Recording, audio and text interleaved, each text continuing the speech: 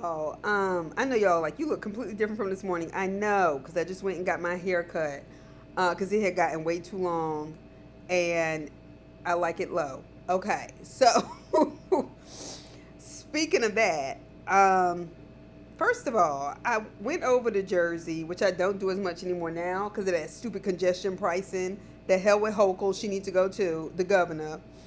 Um, and I can usually get over to Jersey, go grocery shopping real quick, and come back. But no, that traffic was backed the hell up, and not even regular New York traffic going back and forth across the George Washington Bridge. No, all through Jersey. Why?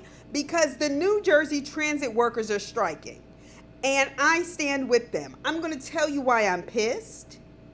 Why I'm pissed.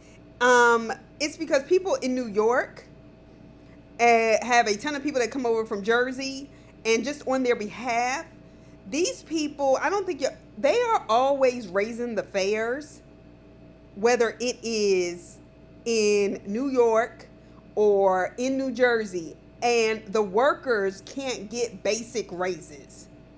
So they have every right to strike. And when it slows the city down, maybe they'll get the point. But they always got the point. The city and the state always knew what the point was. They expected people to continue showing up while they don't pay them for their work. And I'm just here to say I am personally affected, okay? I don't appreciate it. And you know you got these big concerts coming up, because I know I'm going to Four Queens and this Memorial Day weekend coming up. Are you kidding me? Beyonce's going to be at MetLife this Saturday. I'm not going to see her until Wednesday. Not this week, but the next week. Y'all need to figure it out. And by figuring out, I mean give them people what they asked for and maybe just a little bit more. Because people are going to end up reselling and not going. And MetLife, in and of itself, is going to lose money. And they're going to be pissed. And we know y'all only respond to privatized companies. Okay? So I stand with the New Jersey transit workers. What I don't stand with is exploiting workers. And yes, Hochul, you have a role in this because you got a stupid congestion pricing. Phil Murphy, the governor of New Jersey, you need to get it together. Okay? Because this don't have to be an issue. Anyway. Now, then after that, I went to go get my hair cut, right? At the beauty salon or whatever. And I'm the kind of person, I don't usually talk a whole lot to the beautician. I usually just like to let them do what they do. I just tell them I want to cut. She's actually good, because in New York, I have had to try out so many different people because I don't know what it is. You go to somebody a couple of times, they feel like they can take advantage of you, pushing up the price and all that stuff. But anyway, we were finishing up my hair or whatever, and I have a lot of hair. I know it doesn't look like it. It probably didn't even look like it from my last video. My hair is very, very, very, very thick. And yes, I do relax my hair. And I've always had to use like extra strength or super in order for my hair to lay even a little bit. Like to have any sort of real traction. So anyway, she's finishing up. And, you know, of course, there's other stylists in there. And there's a stylist, looks like she's in her 50s, maybe early 60s, just looks good for her age. And there's another black woman sitting under, I don't even know what she was there for. I didn't see her get her hair done. She had a kid or whatever. You know, people just come in and hang out. Anyway, and it's Saturday. So they start talking about the Diddy and Cassie thing. And the other hairdresser is like, yeah, this is some BS. Okay, yeah, he hit her. Yeah, I'm sure there was domestic violence or whatever.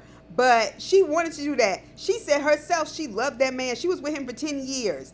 And my hairstylist, and let me tell you something, she would have jumped in that conversation and been on her side. I would not have gone back to her. I'm sorry. Or it would have taken me a while.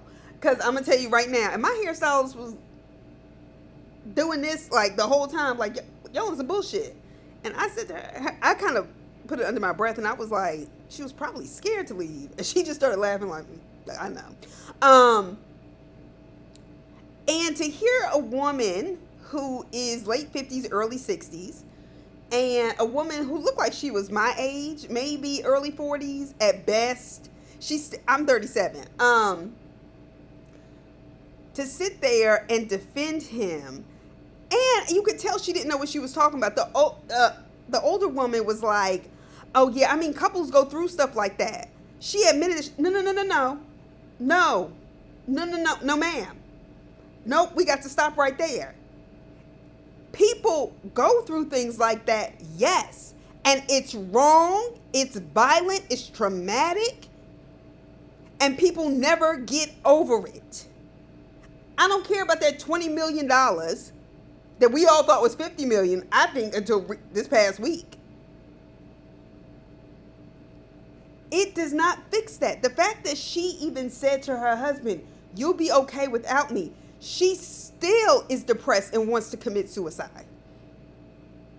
Y'all mean to tell me y'all think a 19-year-old girl, what the fuck was he doing with a 19-year-old at 36? She didn't know no better. Talk about some, oh yeah, well she was even sending texts saying she was down with it. She was scared.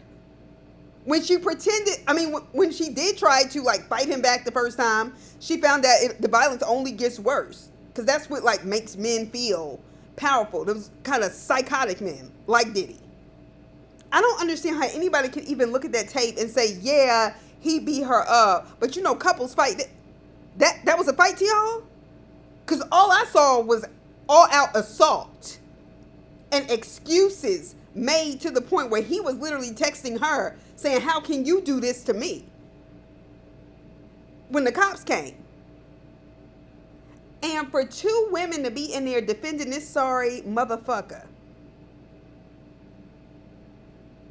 it was just mind-blowing. And I'm going to tell you why else it bothered me. Because when I came in to the salon, there was another client. She was under the dryer or whatever. And she had a baby in a stroller. And I saw a man just sitting beside her. And I was just kind of like, oh, okay. It was like a black woman. She looked African. And the man was like Latino, but New York Latino or whatever. Like a New Yorican or something. I say that to say, she was under the dryer. I was like, wow, she's in here with her baby, her stroller, and her man? Like, why is he here? You mean to tell me you can't take that baby for her walk? Let her have a, you know. So he comes over there to my hairstylist. This had apparently been going on.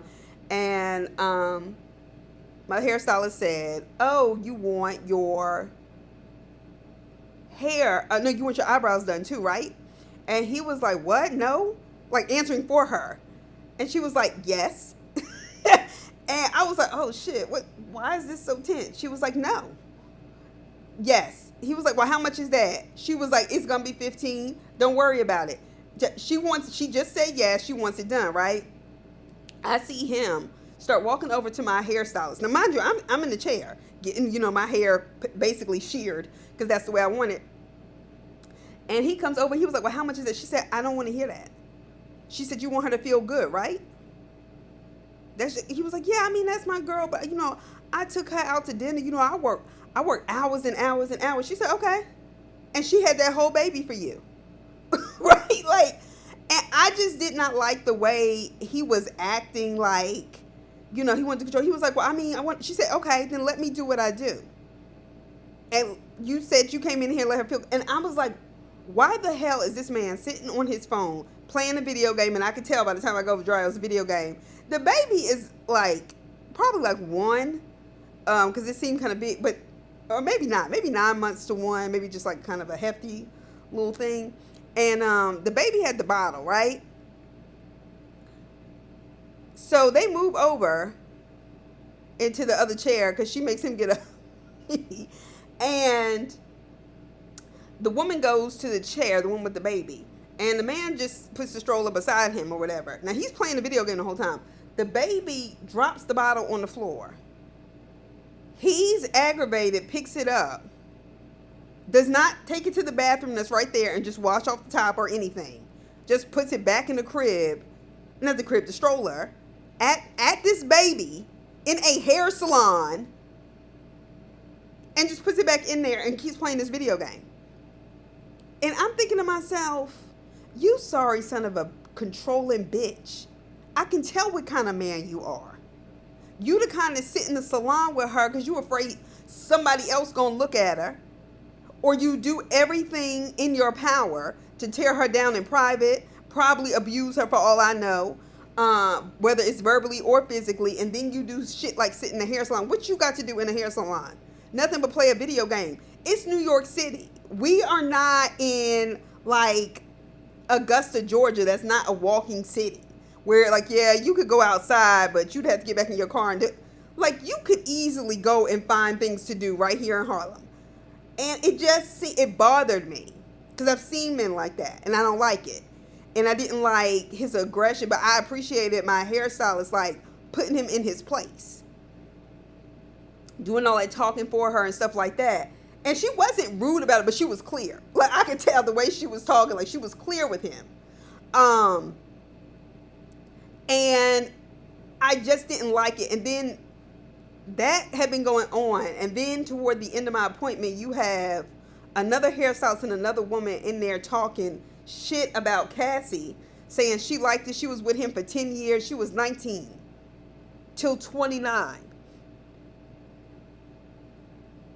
Well, she did it. And then to make matters worse, I could tell this woman didn't know what she was talking about because she was like, she a foreigner. She used to all of that. That's what they do. I said, huh? And in my mind, and then my hairstylist goes, who are you talking about? And she knew good and damn well who they were talking about. Because she was like, she is not a foreigner. She is from Connecticut. What are you talking about? And she was like, well, they were talking about sex trafficking. And she was like, that's if you take anybody over state lines. She was like, well, she was into it just like him. She wanted to be down with it. They showed them texts. And I was like, this is what people want to believe.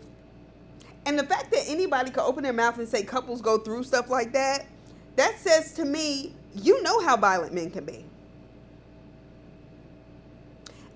And the dangerous part about women like that, who may have gone through that and have seen that enough to at least have normalized it in a way that they can dismiss Cassie,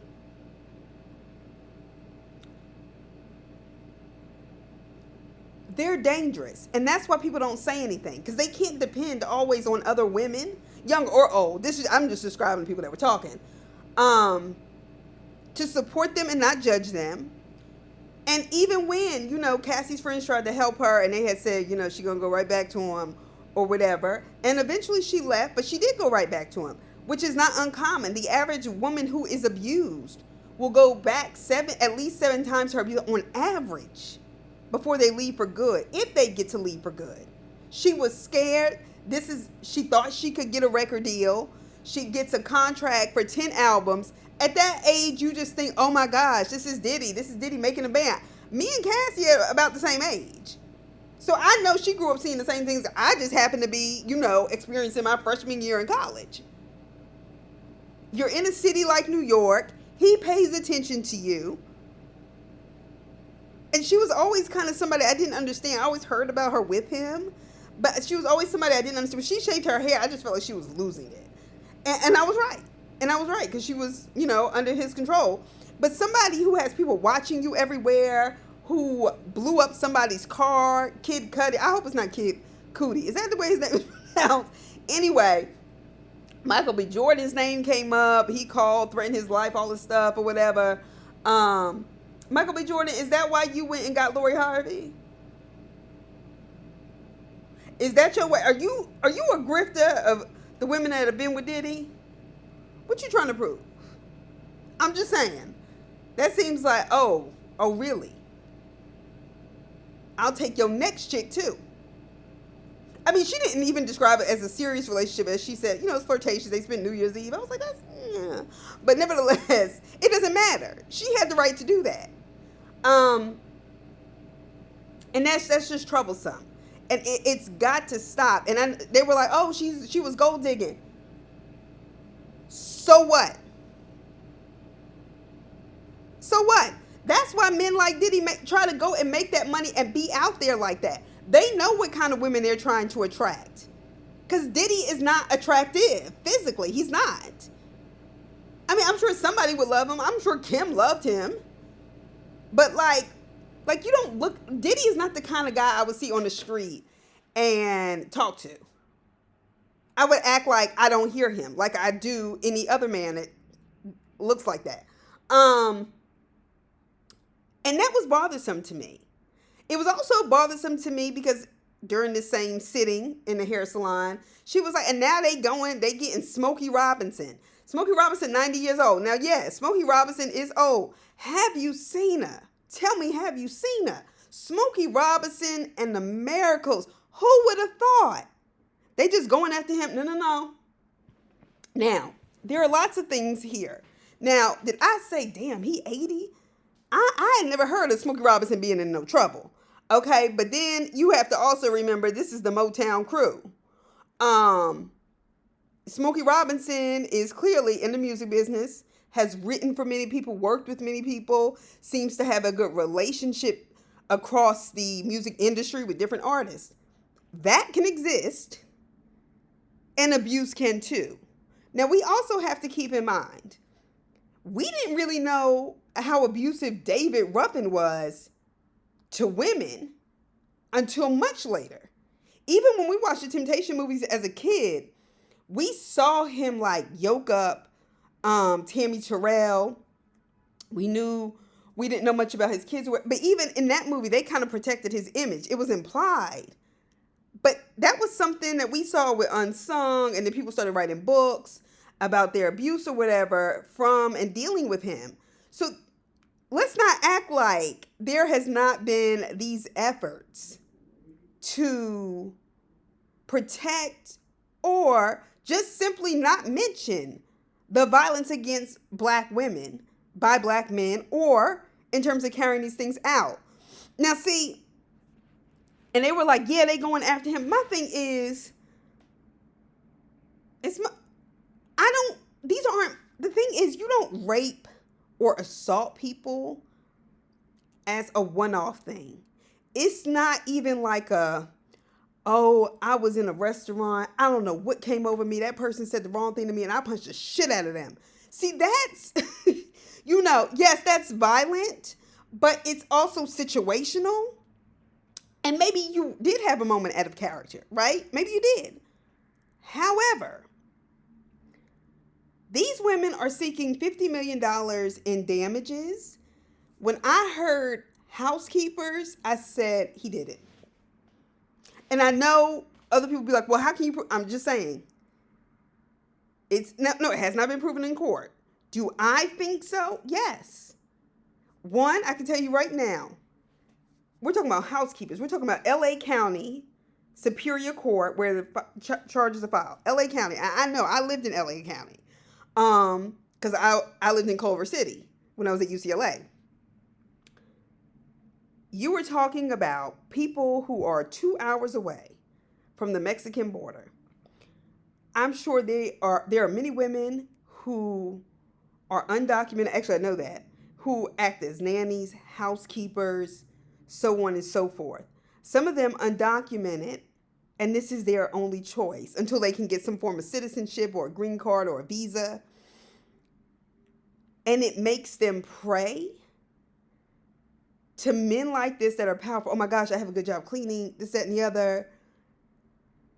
I'm sure it is more. Because one woman alleges that she was sexually assaulted at least 23 times between 2014 and 2020, according to the suit. Then there's another plaintiff that says she was assaulted at least 20 times during the 12 years she worked for Smokey Robinson. And the women identified as Jane Does. They were low-wage workers who did not come forward because they said they feared, consequences, repercussions, and public embarrassment. And that's exactly what's happening, right? And trust me, I am somebody who loves Smokey Robinson. And when I heard the news, I said, you gotta be kidding me. I'm just so tired of people fucking up my enjoyment with music. I can't,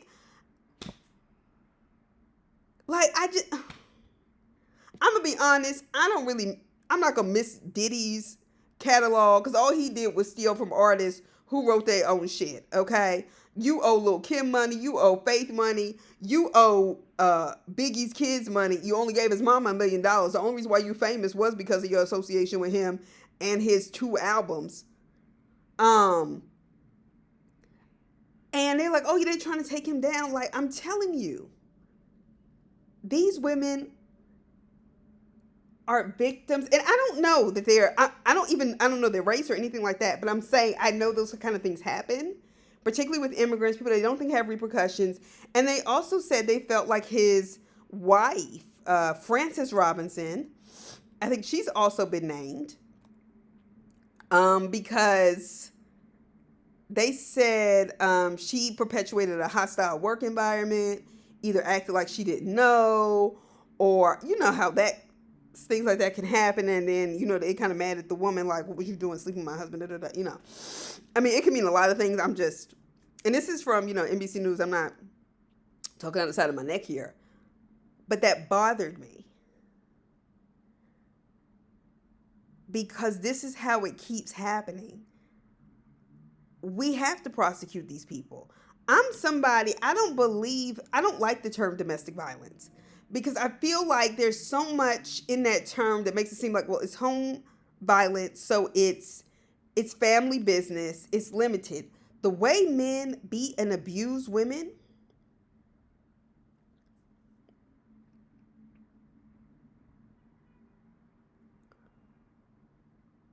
has left many women dead and murdered and should have been stopped. This is assault. It's assault. If it happened to a woman out on the street, literally walking out of my apartment building, and somebody did that to me, it would be assault. Get 15 to 20 years, you know, whatever.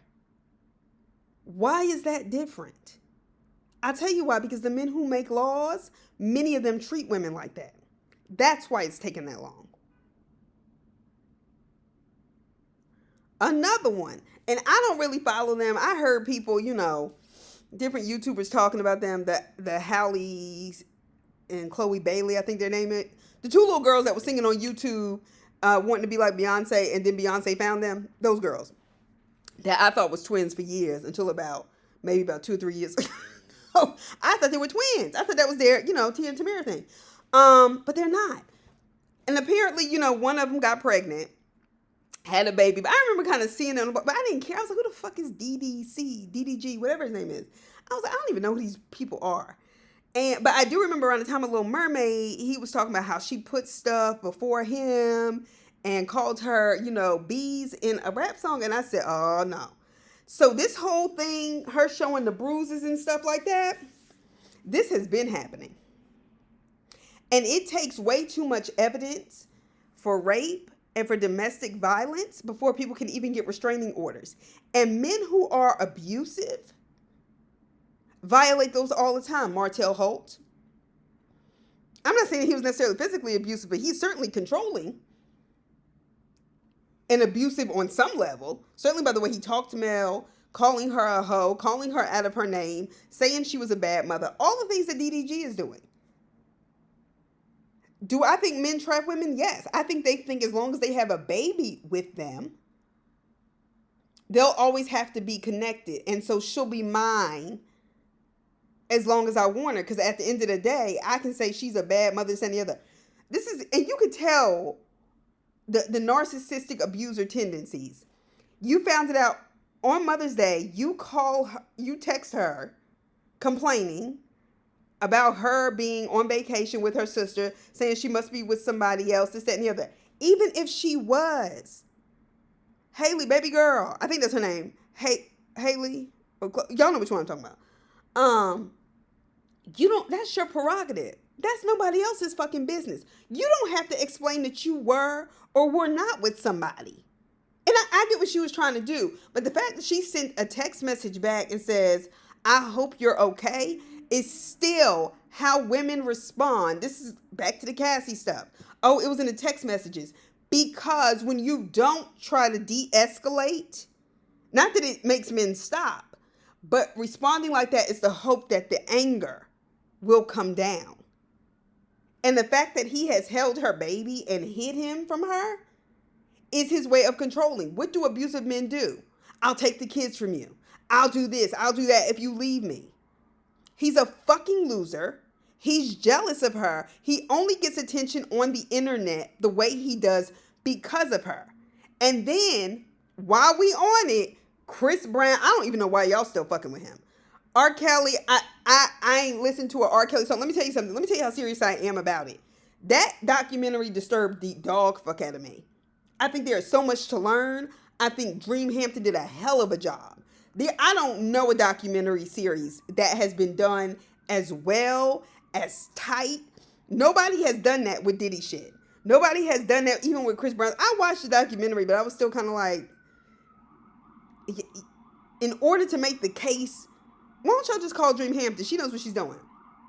And Dream Hampton is about that, like, because she wrote an article in support of D. Barnes when Dr. Dre did that stuff. Long before people were having these Me Too conversations. Chris Brown defending Tory Lanez only to get the guy who shot Meg Thee Stallion. I'm not a fan of Meg Thee Stallion. She has a few bobs. I think she is just a little too slutty on purpose. And I feel like she knows, like she does it for attention. Like, and we can say, yeah, a lot of people do things for attention. But she's just like a trashy, slutty kind. Because you know she knows better because she went to college. And so she feels the need to go, oh yeah, I finished my degree. And I still, bend over and do stripper stuff. Like, I just find all of that just to be kind of, Whereas I feel like Cardi, who actually, unfortunately, was kicked out or couldn't stay at home, went to a strip club to make money after being fired from a grocery store in the fucking Bronx, and said the most she ever made in a night was nothing. Like the least she's ever made in the club is nothing. She said there were times that I would get up there and I wouldn't make any money off my body. And then she was a stripper who was living with her boyfriend and his mother, and he was beating the shit out of her, and the mother wouldn't help. The mother is why he behaves that way. Not why, but didn't check it, should I say.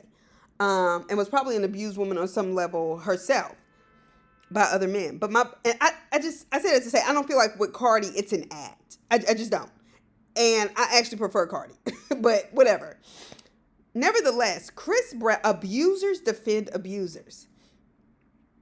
People who tried to say, oh, it was both Chris Brown and Rihanna's fault. The fuck it is.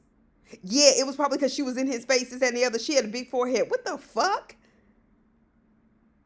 Her face all swole up. That wasn't the first time he had done that. He had been doing that before. And we still saw her in places with him after that. He abused Karrueche. And these are just the people we know. And he's defending somebody who shot Meg Thee Stallion in the foot. A fellow musician. I have never thought Chris Brown was that talented. Ever. He has a little basic little voice. And then I never understood it even when I was in high school. I think his reputation did not suffer the consequences it should have in order for him to be let back in the public and for everybody to forgive him. Bow Wow coming out, defending Chris Brown and these other people and Tory Lanez. This is all because abusers defend abusers. Bow Wow, who was caught in the elevator, pushing that girl up against the elevator. And that girl, even when she did interviews or did an interview with V103, that's the radio station in Atlanta, I remember watching it like on YouTube or whatever. And the way that girl went back and started talking about it and those tears came, I said, people don't know if they've never known people. And I feel like at this point, I think once you hit adulthood, there has to be at least 6 degrees of separation to somebody that's experienced abuse. I don't care if it's a friend, somebody you heard talk about it in, just like a dorm setting, or just one night you at somebody's house and they're talking about their childhood. Like, don't play with me. Don't. Yes, I get they're black. And how many sellouts do we have?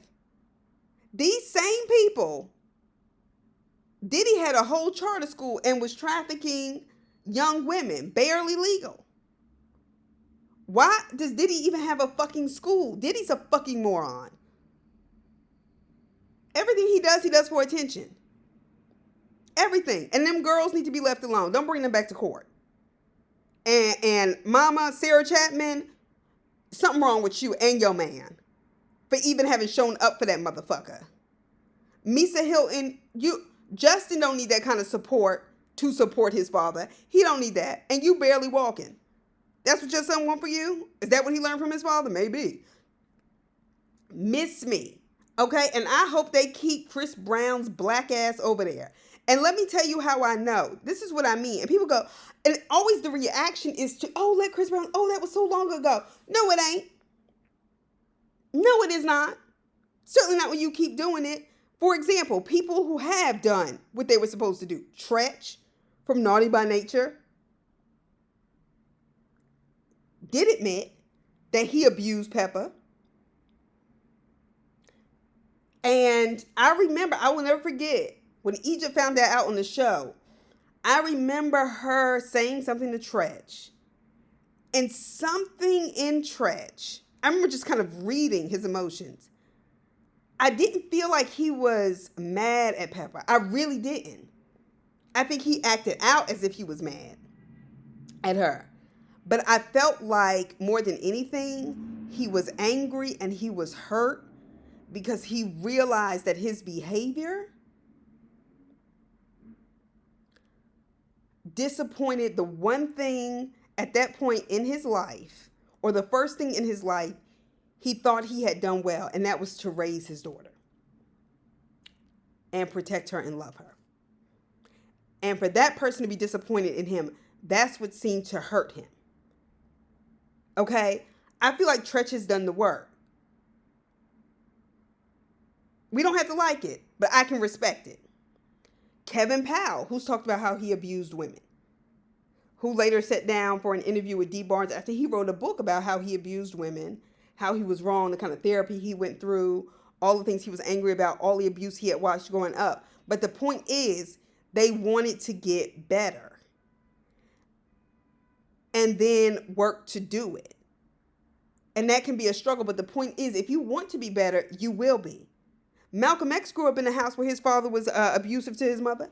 He writes about that. You ain't even got to get through 5 pages in his autobiography before he talks about that his father seemed to hit his mother because she was smarter than he was, or she knew more. It was like his way of controlling her. Betty Shabazz never once said Malcolm X put his hands on her or their kids. That's a choice. That's a fucking choice. And it's a decision. And it's a decision made. And I don't know if he ever, popped his kids or what. I don't know that. But I never heard of that. And his kids that are so dedicated to protecting his legacy, and Betty Shabazz being educated and being able to check him about, women's roles, this, that, and the other. And Malcolm X, not to mention, was talking about trafficking, even though we didn't have this language. In 63, early 64, when he comes out against the Nation of Islam after they put him out because he called out Elijah Muhammad for having babies with 16-year-old girls and then kicking them out of the nation for being pregnant, knowing damn well he had impregnated them, and they are scared, sent away, saying it was some other young man who was not Muslim, so on and so forth. He defended those young women, and it cost him. So don't tell me people can't clean their fucking lives up if they want to. And all these kind of gung-ho black power, they are the same ones who want to use black women's backs to break in the process of getting there. And you can do bad all by yourself. And these are just my thoughts. Please put down your thoughts in the comments. But what I do ask is that you are at least respectfully disagree and just consider that there are people who may have been in these situations, and to be sensitive to what they have experienced if you're going to have a conversation about it or make statements. Be prepared to have a respectable conversation. All right. So these are just my thoughts, and I'll talk to y'all soon enough. Bye.